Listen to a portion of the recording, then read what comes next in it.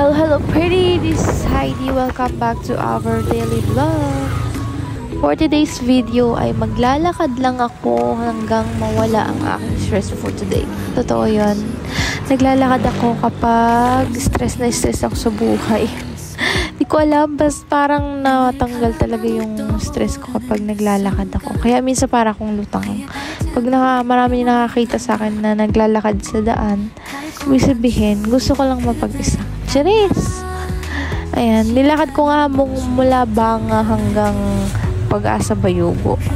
After noon, sumakay na ako kay Red. Pumunta na ako sa Saluisoy at doon nag-duty.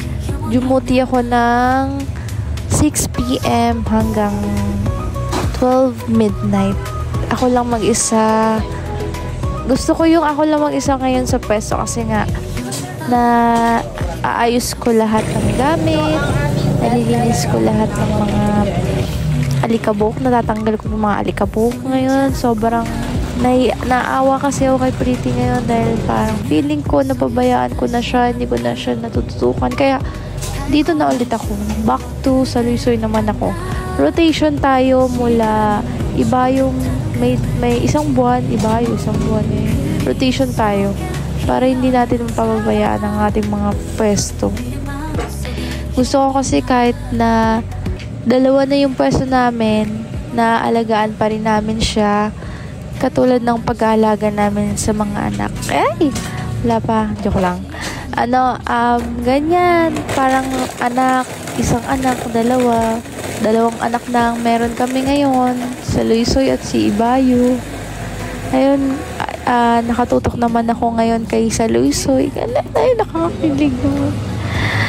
Charis! Apaka-arte.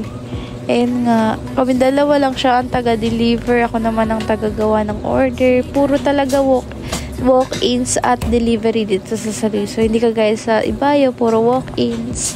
Pero ang puro deliver talaga dito sa Saluisoy main branch natin. Kaya marami nagtatanong bakit malayo? Malayo ba? Ang lapit na nito, ba't may DM ganyan?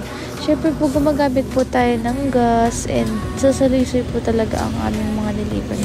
Ayun, nag-out na nga ako, kaya nagpapasalamat ako sa lahat ng mga umorder. Hindi talaga nauubos ang mga loyal at mga pretty drinkers natin. Kaya yun lang for today's video. Nagpapasalamat kami na walang sawang suporta. 5 years na pretty pero nandyan pa rin ang ating mga pretty drinkers. Talagang nasarapan ng ating mga pretty drinkers at kaya binabalik-balikan ng ating mga milk tea, frap, and fruity. Mas sasarapan pa namin. Kaya yun lang for today's video. Thank you for watching. Follow us for more.